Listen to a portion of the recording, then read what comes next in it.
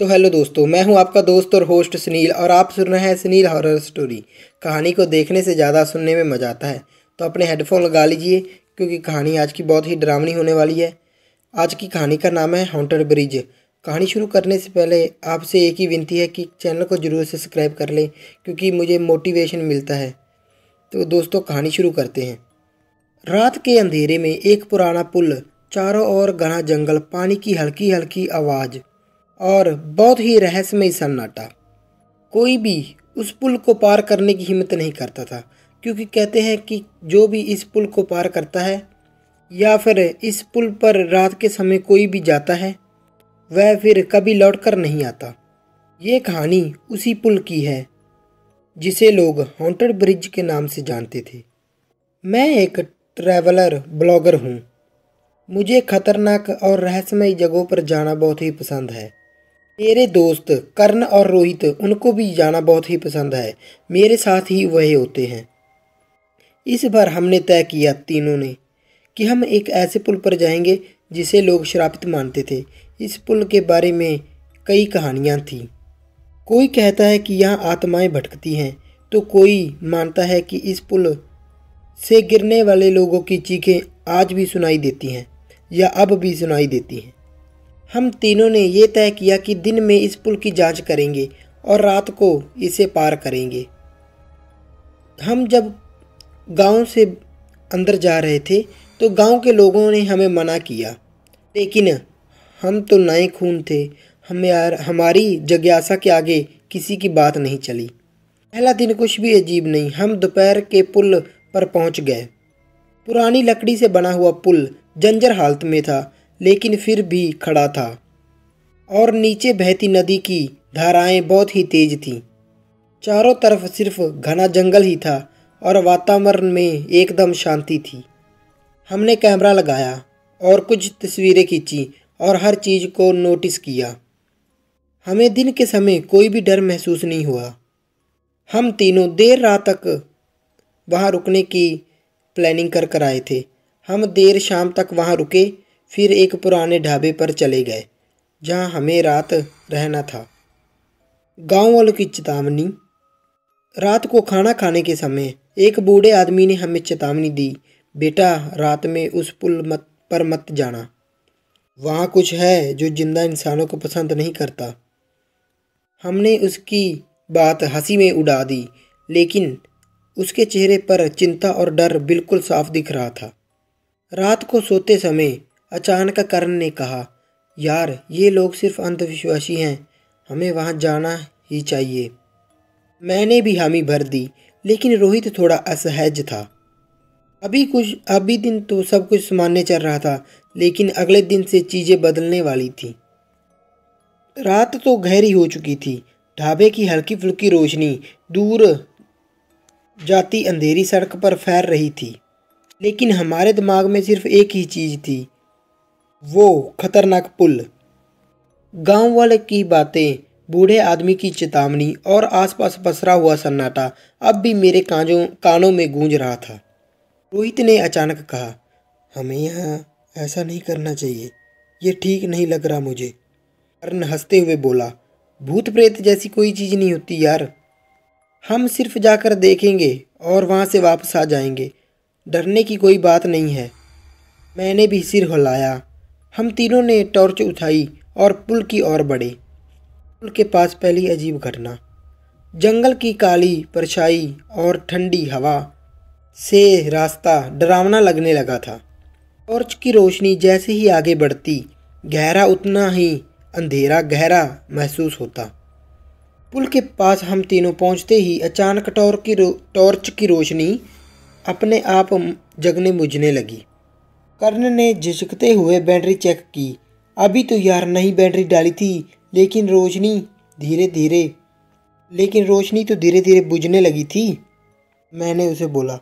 फिर चारों ओर सन्नाटा छा गया। नदी की आवाज़ बंद हो चुकी थी और जंगल की सरसराहट बिल्कुल ख़त्म हो चुकी थी। ऐसा लगा था जैसे पूरा माहौल एक पल के लिए ठहर गया हो। रोहित ने धीरे से कहा, कुछ सही नहीं लग रहा, हमें वापस जाना चाहिए। धीरे से कहा उसने। और तभी किसी ने हमारे पीछे से धीरे से नाम पुकारा। यह मेरा नाम था। एक ठंडी लहर मेरे रीफ में दौड़ गई। हमने एक झटके से मुड़कर देखा, लेकिन चारों ओर कोई नहीं था। पुल पर पहला कदम। कर्ण ने हंसते हुए कहा, कोई होगा, हवा से बांझ गूंज रही होगी। हमने डर को नज़रअंदाज करते हुए पुल पर पहला कदम रखा। लकड़ी की सीढ़ियों पर जैसे ही पैर पड़ा, वह खुद ब खुद चरमरा कर हिलने लगी, जैसे किसी ने उसे झंझोरा हो। तभी हमने एक दूसरे को देखा। हमें एक दूसरे को कहा, कुछ अजीब है। हर कदम के आगे बढ़ते ही हमें ऐसा लग रहा था कि हमारे अलावा और भी कोई चल रहा है। लेकिन जब हमने एकदम से पीछे देखा तो वहाँ कोई नहीं था। तभी अचानक कर्ण ने हल्की सी हंसी सुनी, एक औरत की धीमी, हल्की सी ठंडी हंसी। हम तीनों एकदम सुन खड़े रहे। हवा एकदम से ठंडी हो चुकी थी। हमारी सांसें तेज चलने लगी थीं। रोहित ने कांपती हुई आवाज़ में कहा, चलो यार, प्लीज़ यार, कुछ भी ठीक नहीं लग रहा मुझे। और तभी पुल के बीचों बीच हमें कुछ दिखा। टॉर्च की तो रोशनी अब मिदम पड़ चुकी थी, लेकिन धुंधली रोशनी में हमें कुछ सामने खड़ा दिखाई दिया। कोई इंसान नहीं था, वह कुछ और था। एक परछाई जो बहुत ही डरावनी थी, सीधे हमारी ओर देखते हुए खड़ी थी, मगर हवा में और हवा के साथ हिल रही थी। हमारी धड़कनें रुक गई और अचानक वो परछाई हमारी ओर दौड़ पड़ी। तेजी से बढ़ते हुए उसके कदमों की आवाज़ लकड़ी के पुल पर साफ सुनाई दे रही थी। धम धम धम धम। हमारे पैरों में जैसे जान ही नहीं रही। दिल जोर जोर से धड़कने लगा। कर्ण चीखते हुए पीछे हटा, लेकिन उसका पैर लकड़ी के एक टूटे हुए हिस्से में फंस गया। भाई, कुछ करो, उसने हकलाते हुए कहा। रोहित ने एकदम से उसे जल्दी से पकड़कर ऊपर किया और हम बिना देखे अंधाधुंध भागने लगे। लेकिन परछाई अब भी हमारे पीछे थी। परछाई की झलक। भागते भागते मैंने अपनी टॉर्च घुमाई और पहली बार मैंने उसे साफ देखा। उसका चेहरा बिल्कुल भी इंसानों जैसा नहीं था। उसकी आंखें गहरी और काली थीं। जो देखने एक बार देख ले, वो उसको दोबारा नहीं देख सकता। और उसका मुंह इतना बड़ा था और इतना भयानक था कि ऐसे लगता था जैसे वह किसी को निगल सकती है। और उसकी लंबी और पतली उंगलियां हवा में हिल रही थीं, जैसे वह हमें पकड़ने के लिए आगे बढ़ रही हों। और लास्ट सबसे भयानक चीज़ थी उसकी हंसी। हा हा हा हा। धीमी, ठंडी और इतनी खौफनाक थी कि रगों में खून जम जाए। कर्ण अब बुरी तरह कांप रहा था। ये इंसान नहीं है। हम तीनों जंगल की ओर भागे। चौथा वो था जो पीछे थे हमारे। परछाई खतरनाक, पता नहीं क्या था। लेकिन हवा में एक जोरदार झटका हमें महसूस हुआ और फिर जोर से हिलने लगा। वो पुल जोर से हिलने लगा। हमें ऐसा प्रतीत हुआ हम फंस चुके थे। पुल के एक तरफ परछाई थी तो दूसरी तरफ सिर्फ गहरा और अंधेरा था। और नीचे नदी की लहरें जोर जोर से टकरा रही थी। लेकिन अजीब बात यह थी कि उसकी आवाज़ फिर से गायब हो चुकी थी। पीत फिर से कांपती हुई आवाज़ में बोला, यहाँ से बचने का कोई रास्ता नहीं है। मैंने हिम्मत जुटाई और जोर से चलाया। तू कौन है? क्या चाहती है? परछाई रुकी। उसका सिर हल्का सा एक तरफ झुका, जैसे उसने मेरी बात सुन ली हो।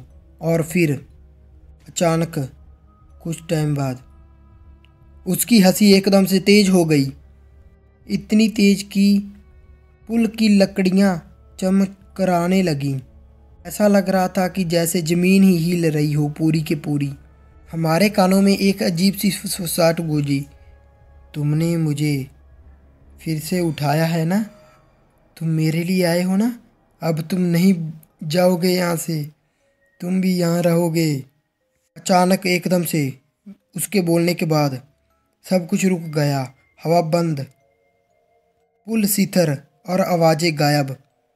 हमने इधर उधर देखा, परछाई गायब हो चुके थे, लेकिन कुछ अजीब था। हम जिस जंगल में आए थे वह ये नहीं था। ढाबा और रास्ता सब गायब था। हम उस पुल के बीचों बीच खड़े थे, लेकिन अब वहाँ से कोई रास्ता नहीं दिख रहा था, जैसे पूरा ही पुल एक अलग ही जगह में पहुँच चुका हो। कर्ण ने डरते हुए कहा, हम फंस चुके हैं। रोहित ने कांपते हुए इधर उधर देखा और कहा, हमें वापस जाना होगा।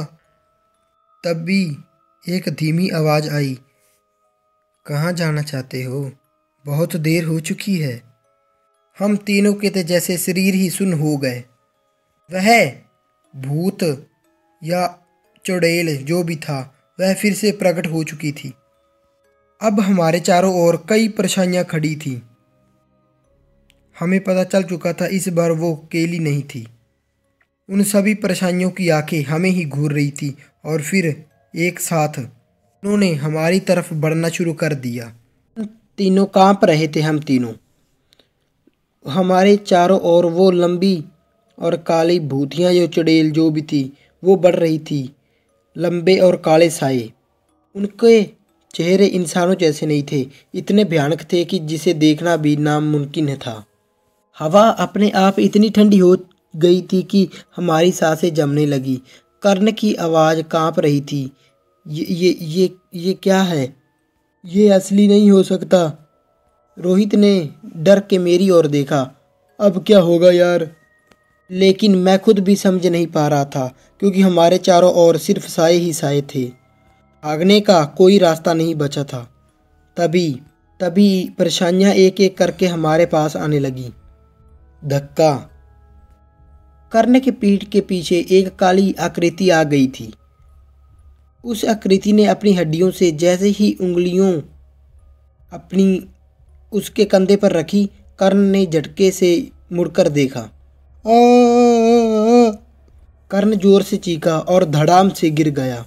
उसने जैसे ही उस परछाई को देखा और उसे पता चला कि उसने मेरे कंधे पर हाथ रखा है, वह पूरा कांपने लगा। उसकी आंखें सफ़ेद हो चुकी थीं और उसकी जुबान लड़खड़ाने लगी थी। मैं इसे देख नहीं सकता। बहुत अंधेरा, बहुत अंधेरा। उसकी हालत देखकर तो मेरे रोंगटे ही खड़े हो गए। रोहित ने घबराकर उसे पकड़ने की कोशिश की, लेकिन तभी, तुम यहाँ नहीं बचोगे। एक अजीब सी आवाज़ फिर से हमारे कानों में गूंजी। ये भी इंसानी आवाज़ नहीं थी। वो गहरी, दबी हुई और इतनी डरावनी थी कि मेरे तो पूरे शरीर से जैसे जान ही निकल गई हो। मैंने नज़रें घुमाई और तभी एक परछाई मुझ पर झपटी। उसका ठंडा हाथ मेरी गर्दन पर पकड़ा और अचानक मेरी आंखों के सामने अंधेरा छा गया। मैं एक अलग ही जगह पहुंच चुका था। यहाँ कुछ नहीं था। मेरी वहाँ आवाज़ भी नहीं निकल रही थी। फिर अचानक मुझे कुछ दिखा। एक आदमी पुल पर लटका हुआ। उसकी आंखें बाहर निकली हुई थीं और उसकी गर्दन मुड़ी हुई थी। उसने अचानक अपनी गर्दन सीधी की एकदम से और मेरी तरफ देखा। तुम भी मरोगे। उठ उठ उठ यार, उठ। अभी अचानक मैंने अपनी आँखें खोली और खुद को ज़मीन पर पड़ा हुआ पाया।